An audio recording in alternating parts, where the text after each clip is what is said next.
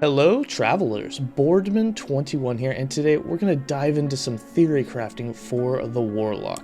And hopefully it's easy enough to follow along. I am sorry we don't have a build planner that has access to all the skills, so it's kind of messy on trying to bring all the information together and present it in a way that you can follow along. But I'm going to try and keep it as simple as possible and get to the general idea for the build out there. So by starters, we'll just kind of go over what the build's going to be based around, and that's going to be physical and fire damage. We're going to do minion fire damage as well as our fire damage, minion physical damage as well as our damage. We're going to have exploding zombies and exploding chaos bolts and rip bloods everywhere. That's the plan. And basically this is going to be based around one of the new overloads, the Cauldron of Blood passive here, where you can get the bleed overload. We're going to be casting physical skills because Fissure, Chaos Bolt both have physical tags, and that will allow us to get the overload because we're going to have rip bloods going off. There's going to be plenty of bleed. We should be able to always have a bleed overload going on, and every time we activate it, that's going to cast 5 rip bloods onto nearby enemies, and then while overload is active, we're going to continue to cast a rip blood every second to a nearby enemy, which is really nice. So rip bloods will constantly be going off.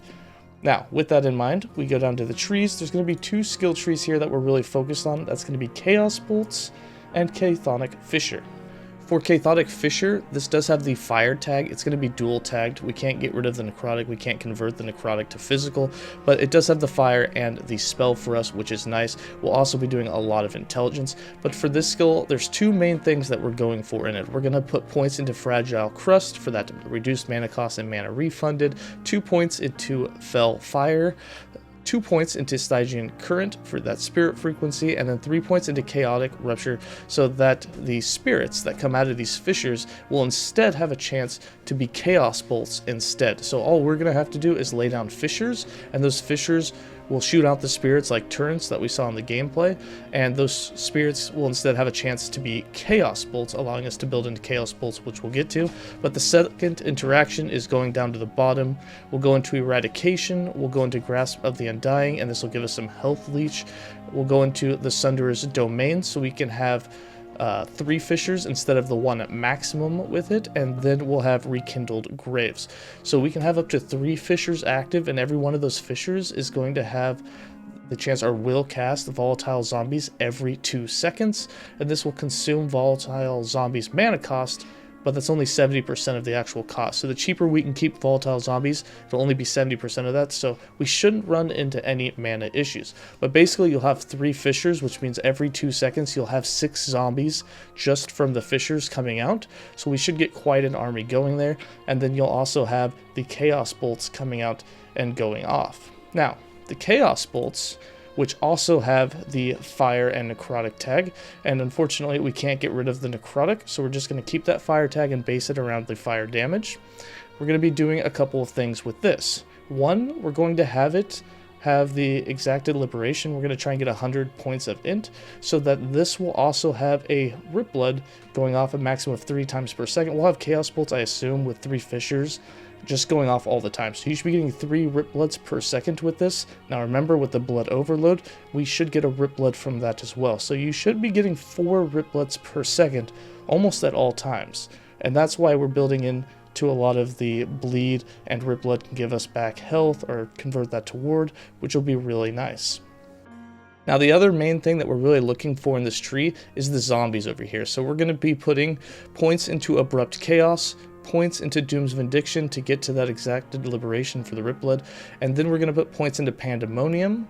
We're going to put a 1 point into Chthonic Aura for the extra projectile mana cost to unlock this zombie area, then 1 point in Volatile Kindling so that the zombie explosion damage is larger and does more damage, and then 3 points in Sudden Putrescence. Now you should get 200% or 190% increased area between these two, as well as 110% more damage. So you're doubling the damage and tripling the area of the zombie explosions, and that's why we really want to build into it. Now this mana cost kind of scares me, however we won't be putting 4 points in here, so the plus 20 mana cost won't happen, and since it only has a 10 mana cost, although that's reduced over on this side, which we will not be putting points in, I think that we can keep the mana cost at 5 or below, and if we have a Wanderer Staff with -3 spell mana cost, perhaps even lower, lower, and because the Chaos Bolt's procced by Fissure only uses 60% of the mana cost, it should only make it cost like 1 or 2 mana. I'm hoping that's where we can keep it so we don't run into any mana issues. It's basically the zombies and the Fissures themselves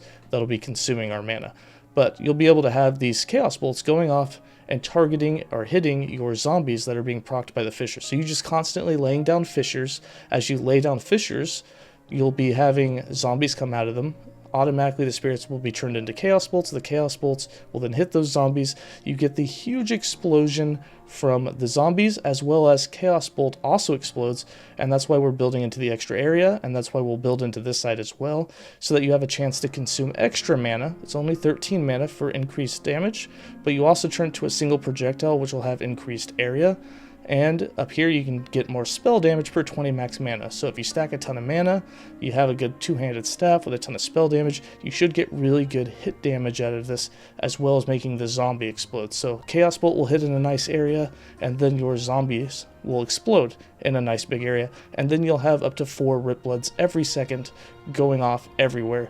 And the Rip Bloods, we have spec'd over here, and we can have the Rip Bloods doing blood splatter. We can have them also applying bleeds on hit, and because all these Rip Bloods will be going off and hitting enemies and applying bleed, that's going to keep your stacks of bleed on enemies high to keep getting the bleed overload going again and again.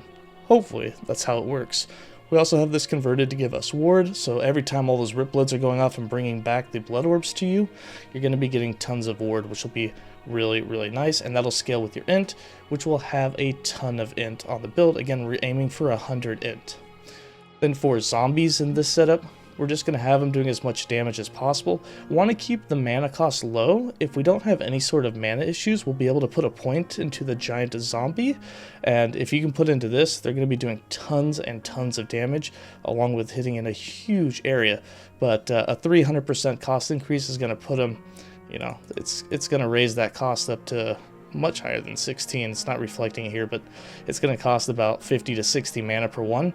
I don't think we're going to be able to do that. And of course, the normal mana setup or ward setup is every time a zombie goes off, based on how much life they have, they're going to give you a percentage of that as ward. So Rip Blood will be giving us ward back, zombies will be exploding, giving us ward. We'll be playing a high life build with this. We're not going to go low life, although it may be better, but we'll see. But we should have tons of leech from all the Fissures because we're doing a ton of damage ourselves. So with a lot of spell leech, we should be really golden to leech back and have a ton of ward generation, but we will see how it goes. And then for Transplant, in case we do have any sort of mana issues, Transplant not only our movement skill, but it can also give us 30 mana back every time that we transplant, which could really help. But until we play with it and really kind of see where the mana sits at, we'll have to see. And then for gear, it's kind of hard to really know what kind of gear we're doing. It is a hybrid build, so we're going to want a lot of minion damage. We're going to want a lot of minion fire damage, as well as a lot of fire damage and spell damage for ourselves. So a good staff with a ton of flat spell damage. The Temple Staff is a good choice. It has the -3 spell mana cost, gives you some mana regen, and has a huge flat amount of spell damage. For the Relic, you can get fire damage and minion fire damage. On the chest and helm, you can get shared fire damage for you and minion, as well as critical strike chance for you and minion. So those two stats on both the helm and chest will be huge. For everything else, we're going to have to kind of wait and see what else comes out with the game. We haven't seen any class-specific affixes for the new skills, so we'll kind of have to see where that goes.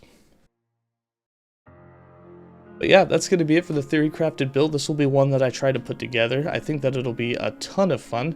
If the playstyle works out like I think that it should, you should be able to just run around, throw Fissures down, and let the Fissures do all of the work. Fissures will do their damage, they'll proc the zombies, they'll shoot out the Chaos Bolts. The Chaos Bolts will explode as well as hit enemies. When they hit zombies, the zombies will explode, and you should just have Rip Bloods just going off everywhere. Hopefully that's how it works, but until we play it, we don't really know. But that's my my first theory crafted build for the Warlock. Let me know what you think about it in the comments below. If you think there's some way to optimize this a little more, or if you have some more ideas about it, just let me know in the comments below and we can discuss it. As always, stay safe and have a good one.